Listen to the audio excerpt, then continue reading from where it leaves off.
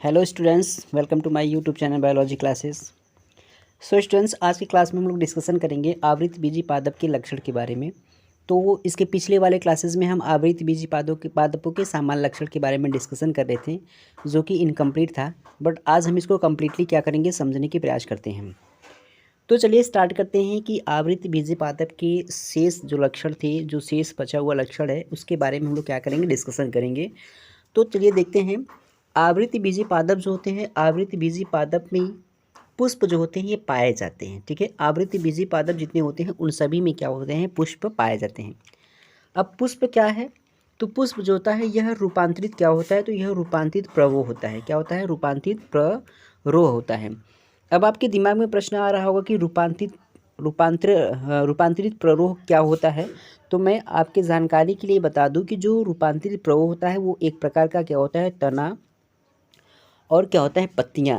तो तना और पत्तियों के रूपांतरित होने से क्या बनता है, पुष्प का निर्माण होता है। तो तना और पत्तियों को ही क्या कहा जाता है, रूपांतरित प्ररोह कहते हैं। ठीक है, और यही क्या कहलाता है, पुष्प कहलाता है। अब ये जो पुष्प होता है, पुष्प को अगर हम देखें तो पुष्प को मुख्य रूप से हम दो भागों में क्या कर सकते हैं, पुष्प को मुख्य रूप से दो भागों में बांट देंगे। एक हो जाएगा सहायक चक्र हो जाएगा, और दूसरा क्या हो जाएगा, आवश्यक चक्र हो जाएगा। अब सहायक चक्र किसे कहते हैं, तो ये लैंगिक जनन में क्या करते हैं, तो ये लैंगिक जनन में सहायता करते हैं, या फिर ये लैंगिक जनन में सहायक होते हैं।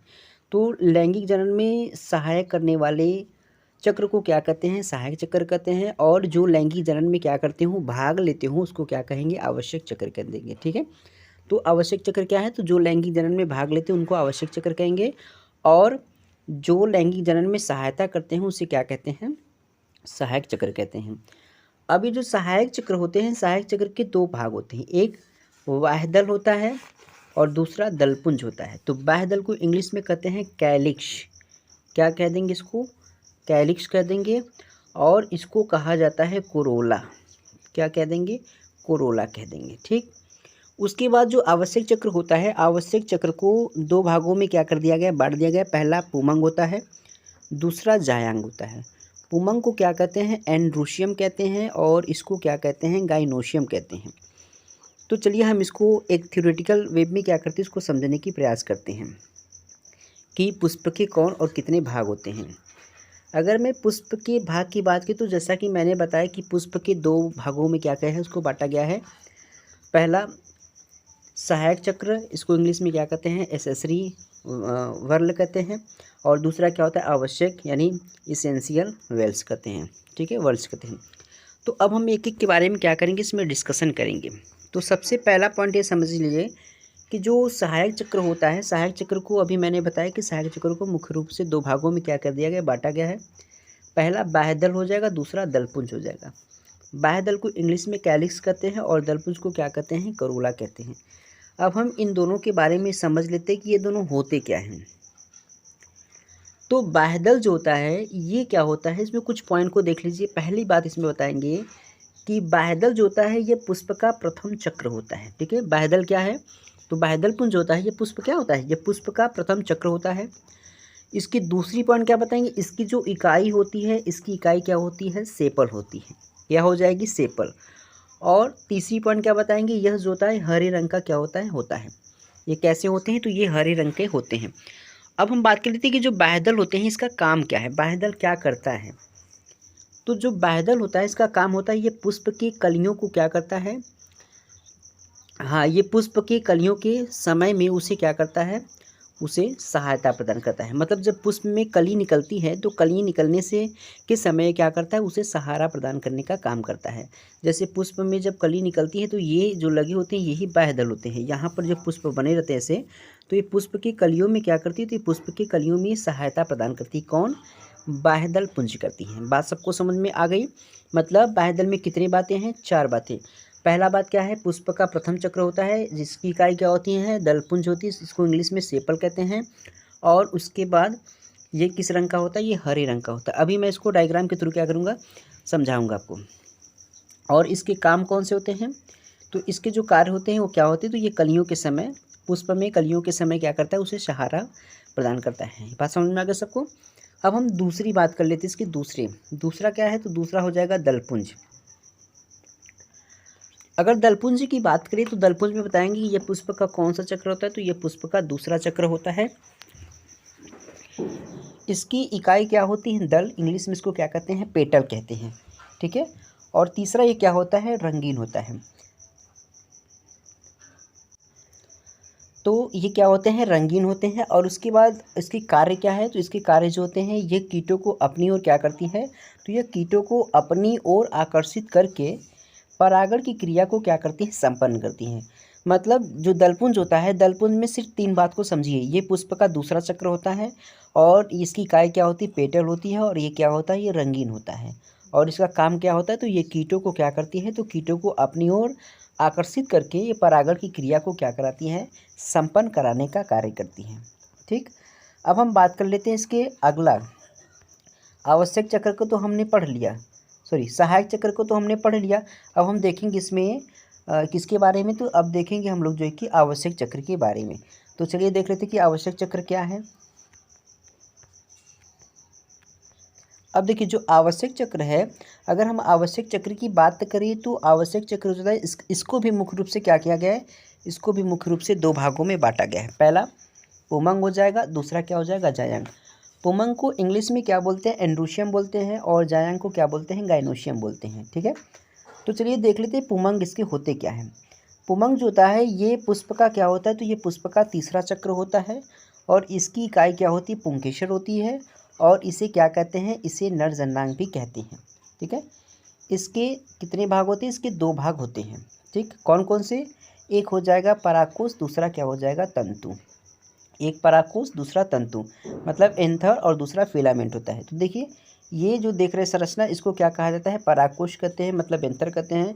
और ये जो धागे जैसी संरचना दिख रही है, इसको क्या कहते हैं? तंतु, यानी इंग्लिश में इसको फिलामेंट कहते हैं। तो यहाँ पे जो पुमंग है, पुमंग को 2 भागों में बांटा गया है। कौन कौन से? तो एक तो हो जाएगा आपका परागकोश, दूसरा क्या हो जाएगा? तंतु। पुमंग को क्या कहते हैं? तो पुमंग ही नर जननांग कहलाते हैं, ठीक है। अब हम बात कर लेते हैं इसके किसकी? तो हम बात कर लेते हैं जायांग के बारे में। अब देखिए जो जायांग होता है, जायांग बेसिकली जो होता है ये पुष्प का कौन सा चक्र होता है? तो ये पुष्प का चौथा चक्र होता है। यहाँ पे लिखा गया कि पुष्प का कौन सा चक्र? चौथा चक्र होता है। और इसकी इकाई क्या होती है? तो इसकी इकाई स्त्री केसर होती है। और इसे क्या कहते हैं? मादा जनांग कहते हैं। और इसे क्या किया गया है? 3 भागों में बांटा गया है। देखिए पुमांग और जायांग ये दोनों क्या होते हैं? पुमांग और जायांग ये दोनों आवश्यक चक्र होते हैं। और यही दोनों लैंगिक जनन में क्या करते हैं? तो यही दोनों लैंगिक जनन में भाग लेते हैं। पुमंग को क्या कहते हैं? नर जनांग कहते हैं। और जायांग को क्या कहते हैं? मादा जनांग कहते हैं, ठीक है। ये चीज़ आप ध्यान में रखिएगा कि जो पुमंग होता है, पुमंग को क्या कहते हैं? नर जनांग कहेंगे। और जो जायांग होता है इसे क्या कहते हैं? मादा जनांग कहते हैं, ठीक है। तो यहाँ पे जो जायांग है इसको भी क्या किया गया है? 3 भागों में बांट दिया गया है। पहला हो जाएगा आपका वर्तिकाग्र हो जाएगा, वर्तिका हो जाएगा, और क्या हो जाएगा? अंडाशय। चलिए इसकी डायग्राम को देख लेते हैं कि इसका डायग्राम कैसे होता है। तो सबसे पहले ये देख रही है कि पुष्प की संरचना है, ठीक है। हम इसको डायग्राम के थ्रू क्या करते हैं? समझते हैं। तो अब ये जो पुष्प की संरचना आपको दिख रहा है, इस पुष्प की संरचना में ये सबसे पहले ये किस रंग का होता है? तो आपको देखने को मिलता है, ये जो देख रहे हैं ये पहले तो ये हरे रंग का होता है। ये जो हरे रंग का होता है इसको क्या कहते हैं? पुष्प की कली, यहाँ जहाँ से कली निकलते हैं, इस वाले जो पार्ट को देखते हैं इसको क्या कहते हैं? तो इसको कहा जाता है क्या कहते हैं? इसको बाह्य दल पुंज कहते हैं। क्या कहते हैं? बाह्य दल पुंज कहते हैं, ठीक है। अब ये जो बाह्य दल पुंज होता है, बाह्य दल पुंज जो होता है ये क्या होता है? तो ये पुष्प का जो होता है, ये पुष्प का प्रथम चक्र होता है। और इसकी इकाई क्या होती है? इसकी इकाई सेपल होती है। क्या होती है? इसकी इकाई सेपल होती है। और ये किस रंग का होता है? तो ये हरे रंग का होता है, ठीक है।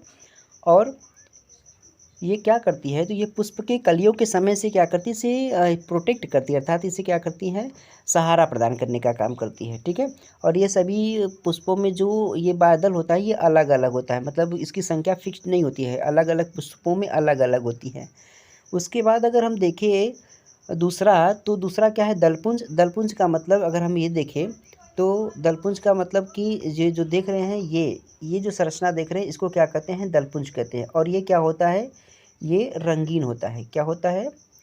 ये रंगीन होता है। तो रंगीन का मतलब क्या है? कि ये जो होता है अलग अलग पुष्पों में अलग अलग कलर होता है, हम इसको क्या कह सकते हैं? पंखुड़ियाँ भी कहते हैं। तो ये क्या होता है? रंगीन होता है। और ये जो होता है ये इसकी इकाई को क्या कहते हैं? तो इसकी इकाई को पेटल कहा जाता है, ठीक है। इसकी इकाई को क्या कहते हैं? पेटल कहते हैं। तो ये जो पेटल होता है इसकी इकाई होती है। और इसके बाद हम बात करें आवश्यक, ये तो बात थी सहायक चक्र में। तो सहायक चक्र में दो था, एक तो क्या था पुमंग सॉरी एक क्या था बाह्यदलपुंज, दूसरा क्या है दलपुंज। तो बाह्यदलपुंज का मतलब हरा वाला बाह्यदलपुंज कहलाएगा, और ये जो कलर वाला होता है वो क्या कहलाता है, दलपुंज कहलाता है। ठीक है, अब हम बात कर लेते हैं इसके आवश्यक चक्र में। देखें तो आवश्यक चक्र में अगर हम देखें तो आवश्यक चक्र में जो होता है दो पार्ट होता है, एक क्या होता है पुमंग होता है, एक जायंग। तो यहाँ से जो देख रहे हैं इस प्रकार से कुंडी जैसी संरचना है, ऐसे निकली हुई तंतु और इसी देख रहे हैं, इसको क्या कहते हैं, पुमंग कहते हैं। और पुमंग की इकाई क्या है, पुंकेसर। और ये पुष्प का कौन सा चक्र होता है, तो ये पुष्प का तीसरा चक्र होता है। और इसको दो भागों में बांटा गया। तो ये जो घंटी जैसी संरचना है इसको क्या कहते हैं, इसको कहा जाता है परागकोश कहते हैं। और ये नीचे जो वाला भाग होता है उसको क्या कहते हैं, तंतु कहते हैं। सबको समझ में आ रहा है, नहीं आ रहा है? तो ये पुमंग को दो भाग में बांट दिए, एक परागकोश और दूसरा क्या हो जाएगा, तंतु।